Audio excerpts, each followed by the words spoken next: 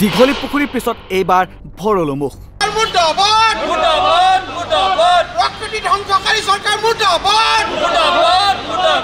দীঘলী পুখুৰীৰ পাছত এইবাৰ ভৰলুমুখত গছ কটাৰ প্ৰস্তুতি অসম চৰকাৰৰ ভৰলুমুখৰ RKC পথত 70 জোপা গছ কাটিবলৈ ইতিমধ্যে চলিছে যুঁজা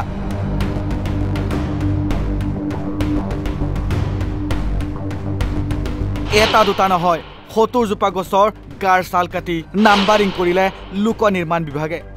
বিভাগৰ কাৰ্যক লৈ জাঙুৰ খাই উঠিছে প্ৰকৃতিপ্ৰেমী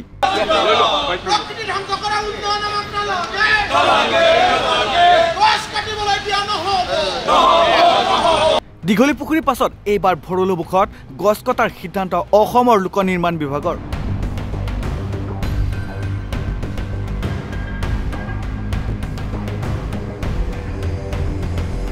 উন্নয়ন নিবিচাৰে কোনে পিছে উন্নয়নৰ নামত অসম চৰকাৰে এফালৰ পৰা নষ্ট কৰিছে প্ৰাকৃতিক পৰিৱেশ কিছুদিন পূৰ্বে উৰণ সেতু নিৰ্মাণৰ বাবে দীঘলী পুখুৰীৰ পাৰৰ গছ কটাৰ বিৰুদ্ধে ওলাই আহিছিল হাজাৰ হাজাৰ লোক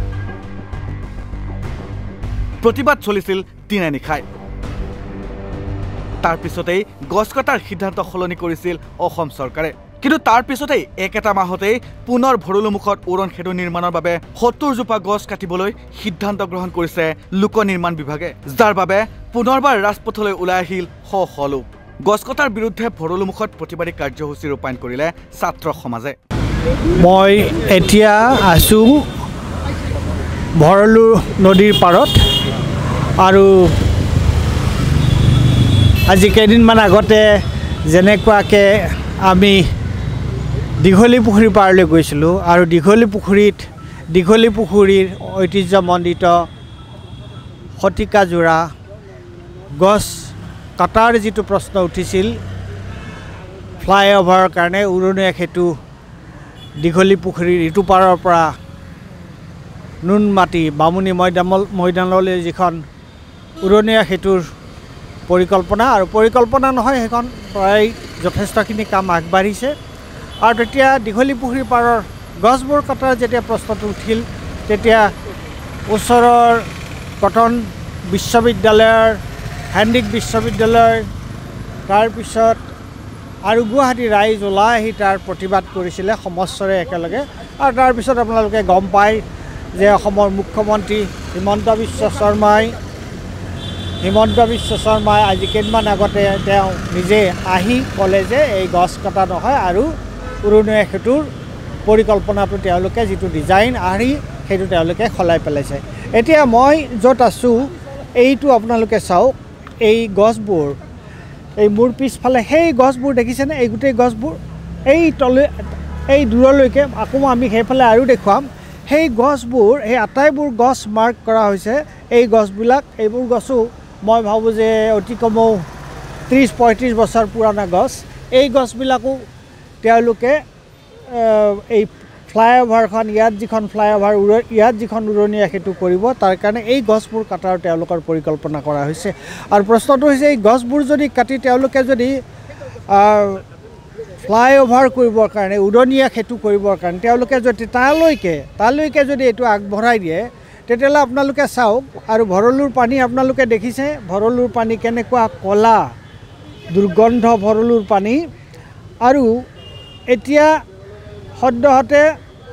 এতিয়া খৰালি এতিয়া পানী নাই কিন্তু যেতিয়া বাৰিষা হ'ব পানী আহিব তেতিয়াহ'লে এই ভৰলুটো যেতিয়া কাৰণ পাৰটো যিহেতু এতিয়া ইমানলৈকে আছে তেতিয়াহ'লে কি এটা বিভীষিকাৰ সৃষ্টি নহ'বনে চাৰিওফালে যদিহে ফ্লাইঅভাৰখন তালৈকে দিয়া হয় তে সেই কথাটো ময়ো বুজা নাই তথাপি ইয়াৰে স্থানীয় মানুহ 2-4 জনৰ লগত আমি কথা পাতিব বিচাৰিছোঁ তে আপোনাৰ ঘৰ ইয়াতে ওচৰতে হয় মোৰ ঘৰ ইয়াতে ওচৰতে এই সুইচ গেটত গতিকে আপোনালোক ইয়াত যে মই দেখিছোঁ কিছু মানুহ ইয়াত সমাবেশিত হৈছে লগ লাগিছে যে কি কাৰণে কিহৰ কাৰণে আপোনালোকে এই সন্দৰ্ভত আপোনাৰ ক'বলগীয়া কি এই সম্পৰ্কে ক'বলগীয়া যিখন ইয়াতে প্ৰপ'জ কৰিছে অভাৰব্ৰিজৰ সেইখন ব্ৰিজটো লাগে ব্ৰিজ নালাগে বুলি আমি নকওঁ কাৰণ এতিয়া অলপ আহোঁতে আমি দেখিছোঁ যে তাত কিমান ধৰণৰ হয় আৰু এতিয়া ট্ৰেইনৰ সংখ্যা বাঢ়িছে এনি টাইম প্ৰায় 5 মিনিটৰ মূৰে মূৰে বন্ধ হোৱা দেখা পাওঁ এখন ব্ৰিজ লাগে যেনেকৈ আপোনাৰ গুৱাহাটীৰ চাৰিওফালে উন্নতি কৰিছে ব্ৰিজেৰে। আমি দেখিছোঁ ব্ৰিজেৰে উন্নতি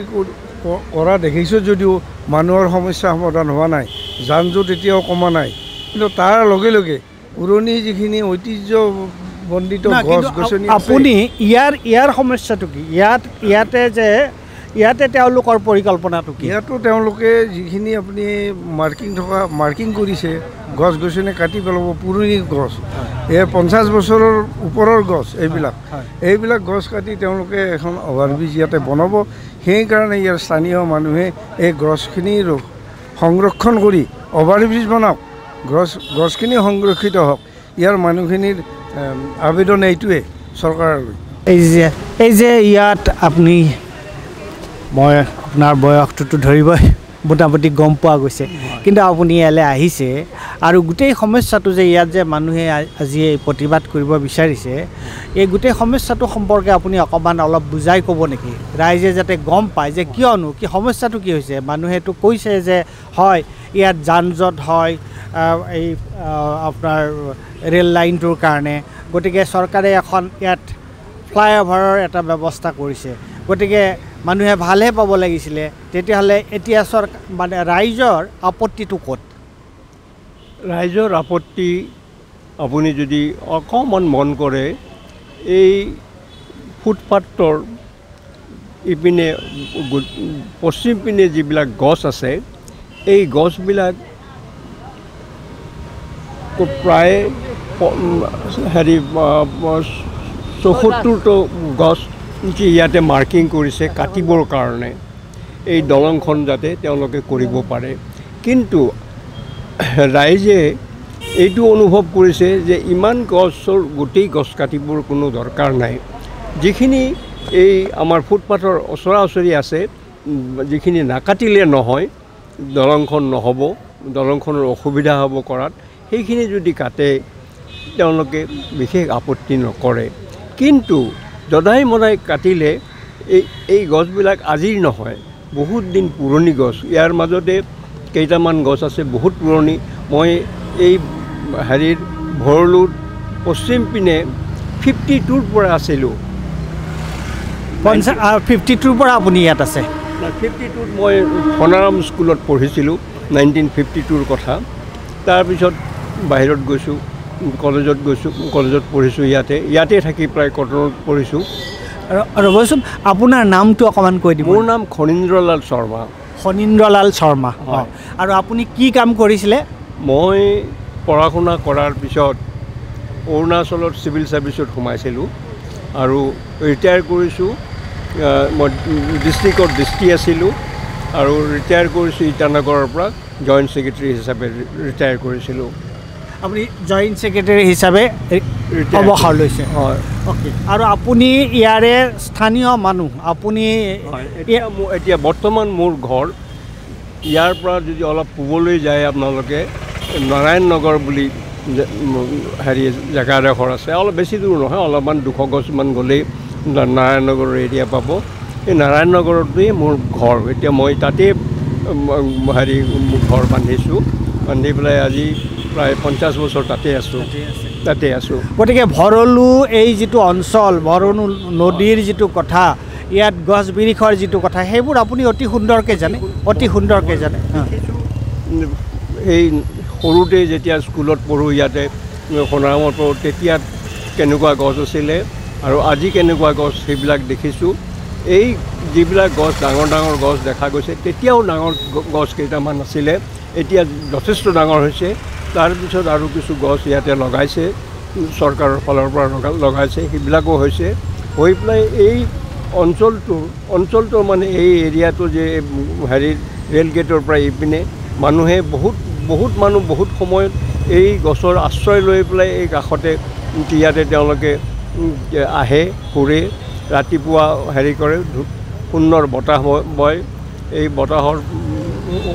তেওঁলোকে গ্ৰহণ কৰে, বুজিছে। গতিকে আপুনি কৈছে যে ফ্লাইঅভাৰখন তেওঁলোকে কৰিব হৈছে, ফ্লাইঅভাৰখন লাগে, কিন্তু আৰু ফ্লাইঅভাৰ কৰোঁতে যদি 2-এডাল একেবাৰে ৰাস্তাৰ কাষৰ ফুটপাথৰ ওচৰত থকা গছ 2-এডাল কটা যায়, তাতো ৰাইজৰ আপত্তি নাই। তাত ৰাইজৰ বিশেষ কোনো আপত্তি নাই। কিন্তু আপোনালোকৰ আপত্তিটো হৈছে যে গোটেই যে একেবাৰে যিমানবোৰ গছ ইয়াত মাৰ্ক কৰিছে তেওঁলোকে কাটিবৰ কাৰণে সেই আটাইবোৰ যদি গছ কাটি দিয়ে তেতিয়াহ'লে গোটেই ভৰলুৰ এই নদীৰ পাৰটোৱে সম্পূৰ্ণৰূপে তাৰমানে মুকলি হৈ যাব। সেইটো আমাৰ আপত্তি। এইখিনিতে আপোনালোকক এটা কথা কওঁ, এই দলংখন চৰকাৰে কিয় কৰিবলৈ এতিয়া ওলাইছে? মই 1921 চিফ মিনিষ্টাৰক লগ কৰি পেলাই আমাৰ শ্ৰীযুত শৰ্মা ডাঙৰীয়াই আছিলে। আমাৰ ইয়াতে এখন চৰি বয়সৰ এই আজি 3 বছৰ আগৰ কথা। আপোনাৰ আমাৰ পশ্চিম গুৱাহাটী নাগৰিক সজাগতা মঞ্চ এখন আছে। এই মঞ্চখনৰ প্ৰেছিডেণ্ট মই। আৰু আমি অনুভৱ কৰিছিলোঁ, আলোচনা কৰিছিলোঁ হেৰিত যে ইয়াতে দলং এখন নথকাৰ কাৰণে, উৰণীয়া দলং এখন নথকাৰ কাৰণে মানুহবিলাকৰ ইমান অসুবিধা হয়। ৰাতিপুৱা স্কুললৈ যাবলৈ বাছবিলাক আহে, বাছবিলাক তাতে ৰৈ থাকে যেতিয়া ৰেল আহে,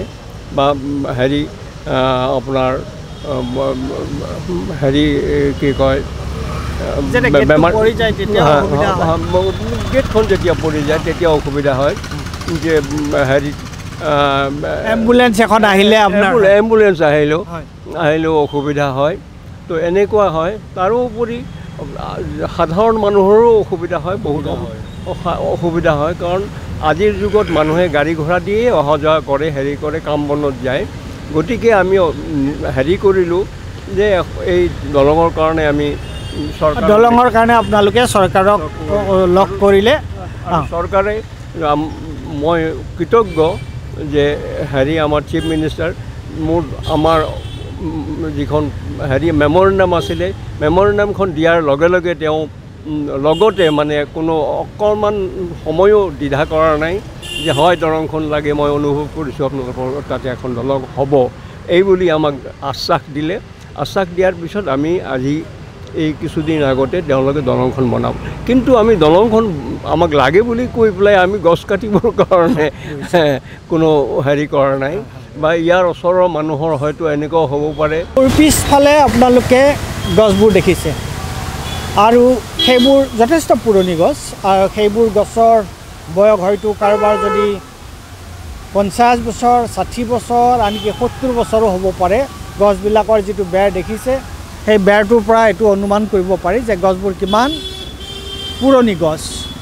আৰু তেওঁলোকে ইয়াত যিখন ফ্লাইঅভাৰৰ পৰিকল্পনা কৰিছে, ফ্লাইঅভাৰখনৰ কাৰণে তেওঁলোকে যদি এই আটাইবোৰ যিবোৰ গছ ইতিমধ্যে তেওঁলোকে চিনাক্ত কৰিছে, চিন দি থৈছে, সেই আটাইবোৰ গছ যদি তেওঁলোকে কাটে তেতিয়াহ'লে আৰু গছবোৰ কটা মানে কিয়, গছবোৰতো এনেই নাকাটে। তাৰমানে তেওঁলোকে যদি ফ্লাইঅভাৰখন এই নদীৰ ওচৰলৈকে লৈ যায়, এনেই নদীটো কিমান সৰু হৈছে, আৰু ফ্লাইঅভাৰখন যদি নদীৰ ওচৰলৈ লৈ যায় তেতিয়াহ'লে ইয়াত মানুহৰ কাৰণে ৰাস্তাটো বহল হ'ব, মানুহৰ কাৰণে অহা যোৱা সুবিধা হ'ব, যান জঁটৰ পৰা তেওঁলোক হয়তো মুক্ত হ'ব। আৰু মুক্ত হ'বনে নহয় সেইটো কথাও মই ভালকৈ নাজানো, ক'ব নোৱাৰোঁ কিয়নো সেইটো ক'ব নোৱাৰি, কিয়নো ইতিমধ্যে কোনো ফ্লাইঅভাৰে যান জঁটৰ সমস্যা সমাধান কৰিছে। কিন্তু এনেকুৱা বহু ঠাইত আছে যান জঁটৰ ফ্লাইঅভাৰে, উৰণীয়া সেতুৱে যান জঁটৰ সমস্যা সমাধান কৰা নাই। কিন্তু প্ৰশ্নটো সেইটো এটা বাৰু বেলেগ প্ৰশ্ন। ইয়াত স্থানীয় ৰাইজেও অলপ আগতে মই কথা পাতিলোঁ, তেওঁলোক সকলোৱে বিচাৰিছে যে ইয়াত এখন ফ্লাইঅভাৰ হওক, ফ্লাইঅভাৰ বা অভাৰব্ৰিজ হওক। কিয়নো এই ৰেল লাইনটো, ভৰলুৰ লগত লাগি থকা ৰেল লাইনটো যেতিয়া বন্ধ হৈ যায়, বা এনেও যেতিয়া তাত ৰাস্তাটো সৰু ঠেক হয়, মানুহৰ যাতায়াত কৰোঁতে, মানুহ ওলাই সোমাই যাওঁতে যথেষ্ট অসুবিধা হয়। গতিকে ফ্লাইঅভাৰৰ কোনেও ইয়াত আপত্তি কৰা নাই। কিন্তু তেওঁলোকৰ আপত্তি হৈছে এইটোৱে যে তেওঁলোকে যদি সেইখিনিলৈকে যদি সেই যিবোৰ গছ মাৰ্কিং কৰিছে তেওঁলোকে, আৰু নদীটোৰ সেইখিনিলৈকে যদি তেওঁলোকে ফ্লাইঅভাৰখন নিৰ্মাণ কাৰ্য যদি তালৈকে চলায়, তেতিয়াহ'লে নদীটোৰ ওপৰত এটা প্ৰত্যক্ষ প্ৰভাৱ পৰিব। আৰু সেইটোৱে নহয়, ইয়াত থকা যিবোৰ গছ গছনি আছে এই গছ গছনিবোৰ আপোনালোকে দেখিছে গোটেই পৰিৱেশটোকে এটা শীতল কৰি ৰাখিছে এই গছবোৰে আৰু এই গছবোৰ যদি সম্পূৰ্ণৰূপে কাটি দিয়া হয় তেতিয়াহ'লে ৰাস্তাৰ সোঁফালে থকা যিবোৰ ঘৰ আছে যিখিনি যিটো চুবুৰী আছে যিবোৰ মানুহৰ ঘৰ আছে সেই আৰু তাত যিবোৰ মানুহ আছে তেওঁলোকৰ কাৰণে কিন্তু এইটো এটা সঁচাকৈ ডাঙৰ সমস্যা হ'ব আৰু এইটোৱে এই অঞ্চলটোৰ যিটো প্ৰাকৃতিক যিটো ভাৰসাম্য সেইটো কিন্তু নষ্ট কৰিব কিয়নো এই গছবিলাকৰ যিটো আৱৰণ সেই গছবিলাকৰ আৱৰণটো বৰ এটা কম আৱৰণ নহয় এইবোৰ ওখ গছ পুৰণি গছ আপোনালোকে ওপৰলৈ চালেই গম পাব যে সেইফালে চালেই গম পাব যে কেনেকুৱা ধৰণৰ এটা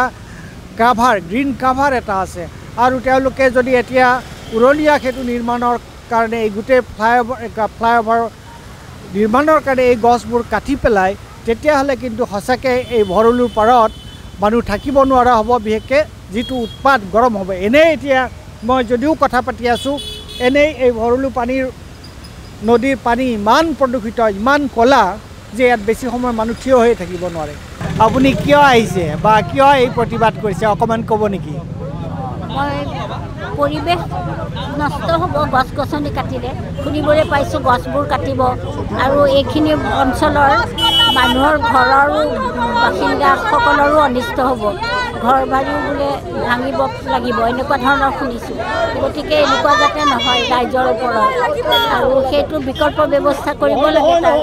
আৰু আমাৰ কোনো ৰাজনৈতিক উদ্দেশ্য নাই ইয়াত আমাৰ একমাত্ৰ উদ্দেশ্য হ'ল ইয়াত মানে এই পৰিৱেশ সুৰক্ষা কৰা আৰু ৰাইজে শান্তিপূৰ্ণভাৱে যাতে এইখিনি বাসিন্দা থাকিব পাৰে আপোনালোকৰ ঘৰ ইয়াত আপুনি এই ঠাইত কিমান দিনৰ পৰা আছে মইতো আজি 60 বছৰ হৈ গ'ল কিমান 60 বছৰৰ বেছি হৈ গ'ল 60 বছৰৰ বেছি বিয়াৰ পিছৰ পৰাই মই আগতে তেজপুৰত আছিলোঁতো বিয়া হোৱাৰ পৰাই মই ভৰলুমুখতে আছোঁ আৰু আপোনাৰ স্বামী তেখেত কটন কলেজৰ প্ৰফেচাৰ আছিল হয়নে হয় প্ৰিয়লাল পাঠক কটন কলেজৰ প্ৰফেচাৰ আছিল না আমি যেতিয়া পঢ়ি আছিলোঁ তেখেতক পাইছিলোঁ আমি তেতিয়া পাইছিলোঁ গতিকে কিন্তু ৰাইজকতো ৰাইজে কৈছে যে ফ্লাইঅভাৰখনো লাগে তেওঁলোকক কিন্তু এই গছবোৰ আটাইবোৰ গছ কাটি পেলোৱাটো তেওঁলোকে হয়তো সমৰ্থন কৰে তেওঁলোকে বিচৰা নাই ফ্লাইঅভাৰটো লাগে কিন্তু যান জঁটৰ কাৰণে লাগিব কিন্তু সেইটো কথা মানে বিকল্প ব্যৱস্থা এটা ল'ব লাগে কাৰণ এইখিনি অঞ্চলটো ভৰলু নৈখন আছে ভৰলু নৈখন দিনে দিনে প্ৰদূষিত হৈ গৈছে গছ গছনি কাটিলে যে আৰু প্ৰদূষিত হ'ব আৰু কিছুমান বাসিন্দাৰ মানে ঘৰ এনেকুৱা হ'ব ঘৰো মানে তেওঁলোকৰ বোলে ভাঙিব লাগিব এনেকুৱা অৱস্থা হ'ব ফ্লাইঅভাৰ কৰিলে গতিকে এইটো মানে সকলোৱে মানি ল'ব পৰা কথা নহয় গতিকে মানে চৰকাৰে বিবেচনা কৰিব লাগে যাতে বিকল্প ব্যৱস্থা এটা হয় বিশেষজ্ঞসকলৰ লগত আলোচনা কৰি আমিতো বিকল্প ব্যৱস্থাৰ কথা আমি ভাবিব নোৱাৰোঁ আমি সাধাৰণ মানুহ গতিকে বিশেষজ্ঞ চৰকাৰে কিবা এটা ব্যৱস্থা উলিয়াওক এই কথা বিকল্প এটা উলিয়াওক গছবোৰ নকটাকে আৰু মানুহৰ ঘৰত ক্ষতিসাধন নোহোৱাকৈ এই যে চৰকাৰে যিটো সিদ্ধান্ত লৈছে তাত ইয়াত তেওঁলোকে স্থানীয় মানুহৰ লগত এই কথাটো পাতিছে নেকি একেবাৰে পতা নাই আৰু এইটো এটা প্ৰেক্টিচেই হৈছে চৰকাৰৰ যোৱা সময়ছোৱাত মানে যিটো সংবিধানৰ যিটো মানে প্ৰভিজন আনকি মানে যিটো 74 এমেণ্ডমেণ্ট যিটো আছিল সংবিধানত তাত যিটো ইলেক্টেড বডি আমাৰ মিউনিচিপালিটিয়ে ধৰক এই 18টা ছাবজেক্ট দিছে এই 18টা ছাবজেক্ট আজিলৈকে ইমপ্লিমেণ্ট হোৱা নাই তাৰ ভিতৰত এটা গুৰুত্বপূৰ্ণ কথা হৈছে যে উন্নয়নৰ কামত পাৰ্টিচিপেশ্যনটো জনসাধাৰণৰ পাৰ্টিচিপেশ্যন সেই পাৰ্টিচিপেশ্যনটো আজিলৈকে মই কওঁ এইটো কংগ্ৰেছ চৰকাৰৰ দিনতে হওক আজিৰ দিনতে হওক এই বস্তুটো কেতিয়াও হোৱা নাই আৰু আজিৰ দিনতো একেবাৰে নাই হোৱা কাৰণ এই উন্নয়নমূলক কামত জনসাধাৰণৰ যদি অংশগ্ৰহণ নাথাকে তেতিয়াহ'লেতো উন্নয়নটো কেতিয়াও মই স্পেচিফিকেলি মই এই কথাটো সুধিব বিচাৰিছোঁ যে এই অঞ্চলটোত এখন ফ্লাইঅভাৰ তেওঁলোকে কৰিব বিচাৰিছে আৰু তেওঁলোকে কৰিব বিচাৰিছে যে ৰাইজৰ সুবিধা হওক তাৰ কাৰণে ফ্লাইঅভাৰ কৰিব বিচাৰিছে আগৰ কথাটো মই অনা নাই কিন্তু এইখন ফ্লাইঅভাৰ কৰাৰ সিদ্ধান্ত লওঁতে তেওঁলোকে ইয়াৰ স্থানীয় আপোনালোকৰ লগত কাৰোবাৰ লগত আলোচনা কৰিছে নেকি কেতিয়াবা না এইটো ক্ষেত্ৰত এটা কথা ক'ব লাগিব এই ফ্লাইঅভাৰখনৰ দাবীটো এই অঞ্চলৰ পৰাই গৈছিল আৰু তেতিয়া ইয়াৰ আনকি নক্সা পৰ্যন্ত তৈয়াৰ কৰাৰ ক্ষেত্ৰত আমাৰ জ্যোতিৰিন্দ্ৰ খাটনিয়াৰ তেখেতক আমাৰ যিটো ইয়াতে পশ্চিম গুৱাহাটী নাগৰিক সজাগতা মঞ্চ তেওঁলোকৰ উদ্যোগত জ্যোতিৰ্বিন্দু খাটনিয়াৰৰ জৰিয়তে সেই নক্সাখন কৰা হৈছিল আৰু এই নক্সাখন পাছত চৰকাৰে অলপ অদল বদল কৰিছিল কিন্তু পৰৱৰ্তী সময়ত এই যিবিলাক অদল বদলে হওক বা ইয়াতে কি ধৰণে হ'ব ক'ত নামিব গছ কিমান কাটা যাব এই সকলো ক্ষেত্ৰত যিটো ইয়াত এটা হিয়াৰিং কৰিব লাগিছিল জনসাধাৰণৰ মতামত ল'ব লাগিছিল কাৰণ ইয়াৰ জনসাধাৰণৰ যাতে হেৰিটা আছেই এটা শুনানি ৰাইজৰ শুনানি সেইটো একেবাৰে নকৰিলে সেইটো তেওঁলোকে কৰে নাই আৰু এতিয়া মই দেখিছোঁ যদি তেওঁলোকে যি ধৰণে গছৰ মাৰ্কিং কৰিছে সেই ধৰণে যদি গছবোৰ কাটি পেলায় তেওঁলোকে তেতিয়াহ'লেতো ভৰলুপাৰাত গছ নাথাকিব গছ নাথাকিব আৰু আনকি ইয়াতে বহুতৰ ৱাল ওপৰতো দাগ দিয়া হৈছে মানুহৰ ঘৰৰ ভিতৰলৈকো দাগ দিয়া হৈছে বহুতৰ ঘৰৰো বহু অংশ যাব ৱালবিলাক বহুতৰে যাব গতিকে এইটো এটা হৈ আছে কিন্তু ঘটনাটো হৈছে কি ধৰক এঠাইত যদি তেওঁলোকে কিবা উন্নয়নমূলক কাম কৰে তেনেহ'লে তাৰতো অলপমান ক্ষয় ক্ষতিটো হ'বই পাৰে না ক্ষয়ক্ষতি হ'ব সেইকাৰণে জনসাধাৰণৰ অংশগ্ৰহণটো আটাইতকৈ বেছি গুৰুত্ব দিব লাগিছে জনসাধাৰণৰ মতামত লৈ যদি কৰিলে হয় তেতিয়াহ'লে ক্ষয়ক্ষতিটো ৰাইজে স্বীকাৰ কৰি ল'লে হয় কিন্তু যিহেতু কোনো তেওঁলোকক অংশগ্ৰহণ কৰিবলৈ দিয়া হোৱা নাই তেওঁলোকৰ মতামতেই লোৱা হোৱা নাই গতিকে এই ক্ষোভটো স্বাভাৱিকভাৱে থকা আৰু গছ কটাটোৰ কোনো নিবিচাৰে বৰ্তমান সময়ত যিটো পৰিৱেশ সেই সময়ত গছ কটাটো কোনো নিবিচাৰে এই গছজোপা চাওক এই যে 23 নম্বৰ দিয়া আছে এই গছজোপা চাওকচোন কিমান পুৰণা গছ তে এই গছজোপাও তেওঁলোকে কাটিব আৰু তেতিয়াহ'লে তেনেকুৱাকৈ এই গছজোপা যদি এনেকুৱা ধৰণৰ গছ ইমান পুৰণা গছ এই গছজোপা মই ভাবোঁ অতি কমেও 50-60 বছৰ পুৰণা হয়তো তাতোকৈ বেছি পুৰণা গছ হ'ব পাৰে তেতিয়াহ'লে আৰু এটা কথা আপোনালোকে চাব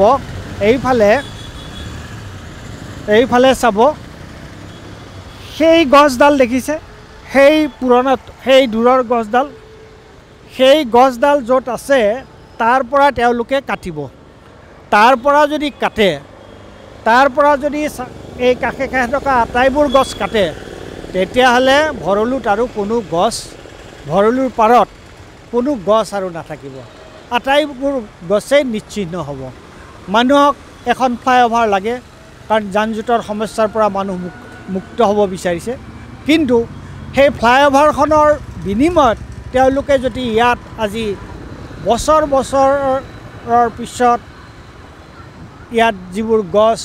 হয়তো চৰকাৰে ৰুইছে বা মানুহে নিজেই অইন কোনো ৰাইজে ৰুইছে বা নিজেও গছ ইয়াত গজি উঠিছে যাদৱ পায়েঙে কোৱাৰ দৰে যাদৱ পায়েঙে এটা গুৰুত্বপূৰ্ণ কথা কৈছিলে তেওঁ কৈছিলে যে আমাৰ ইয়াত গছ ৰুব নালাগে গছ কাটিব নালাগে গছ যদি নাকাটে তেতিয়াহ'লে গছ আপুনি ইয়াত গজিব কাৰণ আমাৰ পৰিৱেশটো এনেকুৱা আৰ্দ্ৰ এটা পৰিৱেশ যি ইয়াত মই তেনেকুৱা আমি দেখিছোঁ ৰাস্তাৰ কাষত কিমান গছ নিজে গজি উঠিছে আৰু বিভিন্ন ঠাইত গজি উঠিছে আৰু ভৰলুৰ মুখতো ভৰলু পাৰতো কিমান গছ গজি উঠিছে আৰু গোটেই পৰিৱেশটোকে কিমান সেউজীয়া আৰু শীতল এটা পৰিৱেশ সৃষ্টি কৰিছে এই গছবোৰে গতিকে ফ্লাইঅভাৰখন এখন নিৰ্মাণৰ নামত যদি এই গছবোৰ আৰু যিটো মই ক'লোঁ যে সেইডাল গছলৈকে যদি আটাইবোৰ সেইটোৱে যদি সীমা হয় তাৰপিছত আৰু সেইফালে কোনো গছেই নাথাকিব আৰু অকল গছ নথকাই নহয় নদীখনৰ যিটো আয়তন নদীখনো সৰু হৈ যাব আৰু এই নদীখন যদি সৰু হৈ যায় তেতিয়াহ'লে বাৰিষা ইয়াত কি ধৰণৰ ভয়ংকৰ অৱস্থা হ'ব পাৰে গোটেই অঞ্চলটোৰ ৰাইজে দেখোন পানীত তলত থাকিব লাগিব তেনেকুৱা ধৰণৰ অৱস্থা হ'ব গতিকে এইটো কিন্তু এই যে ৰাইজ ওলাই আহিছে ইয়াৰ প্ৰতিবাদ কৰিছে তেওঁলোকে এটা চখত প্ৰতিবাদ কৰা নাই তেওঁলোকে এই সমস্যাটোৱে ভৱিষ্যতলৈ তেওঁলোকৰ কাৰণে কেনেকুৱা এটা ডাঙৰ সমস্যা হিচাপে দেখা দিব পাৰে সেইটো উপলব্ধি কৰিয়ে আজি তেওঁলোক ওলাই আহিছে ইয়াৰ প্ৰতিবাদ কৰিছে মই আকৌ কৈছোঁ তেওঁলোকে ফ্লাইঅভাৰখন বিচাৰে আৰু হয়তো তেওঁলোকে ফুটপাথৰ ওচৰত 2-4ডাল গছ কটাটো তেওঁলোকৰ আপত্তি নাই কিন্তু সেই সৌ দূৰলৈকে তেনেকুৱা ইমান দূৰলৈকে যদি ফ্লাইঅভাৰখনৰ নিৰ্মাণ কাৰ্য চৰকাৰে বঢ়াই লৈ যায় তেতিয়াহ'লে কিন্তু ইয়াত আৰু এডালো গছ বাচি নাথাকিব প্ৰায় আটাইবোৰ গছেই কটা যাব আৰু সেইটো ৰাইজে বিচৰা নাই ইয়াৰ অঞ্চলটোৰ ৰাইজে সেই কথাটো বিচৰা নাই আৰু তেওঁলোকে সেইকাৰণে সেইদিনা যেনেকুৱাকৈ দীঘলী পুখুৰী পাৰত ৰাইজ ওলাই আহিছিলে প্ৰতিবাদ কৰিবৰ কাৰণে আৰু আজিও ওলাই আহিছে তেওঁলোকে এই প্ৰতিবাদৰ কাৰণে এই চৰকাৰৰ এই সিদ্ধান্তৰ প্ৰতিবাদৰ কাৰণে আশা কৰোঁ যে চৰকাৰে ৰাইজৰ এই কথাখিনি শুনিব আৰু শুনি আকৌ ইয়াতো ফ্লাইঅভাৰখনৰ যিটো পৰিকল্পনা সেই পৰিকল্পনা তেওঁলোকে তাৰ যিটো আৰ্হি সেই আৰ্হিটো তেওঁলোকে অলপ সলনি কৰিব অলপ অদল বদল কৰি ল'ব যাতে ফ্লাইঅভাৰখনো হয় আৰু লগতে এই গছকেইজোপা গছবোৰ ভৰলু পাৰৰ এই ইমান দিনীয়া এই দশক জোৰা এই গছবোৰো যাতে থাকে আৰু ৰাইজে যাতে দুইটাই পায় এখন ফ্লাইঅভাৰ তেওঁলোকৰ যাতায়াতৰ সুবিধা হ'ব আৰু এই গছবোৰ অবিহনে আকৌ এই ভৰলু পাৰৰ যিটো চিনাকি পৰিচয় সেই পৰিচয়টোৱে নোহোৱা হৈ যাব এতিয়া এই প্ৰতিবাদৰ পিছতো লোক নিৰ্মাণ বিভাগৰ দায়িত্বত থকা মুখ্যমন্ত্ৰী হিমন্ত বিশ্ব শৰ্মাই পৰৱৰ্তী সময়ত কি সিদ্ধান্ত গ্ৰহণ কৰিব বা কি সাহসত ৭০ জোপাকৈ গছ কাটিবলৈ চৰকাৰে এই সিদ্ধান্ত লৈছে সেয়াহে সকলোৰে মনত প্ৰশ্নৰ উদয় হৈছে। News desk report north east নাও।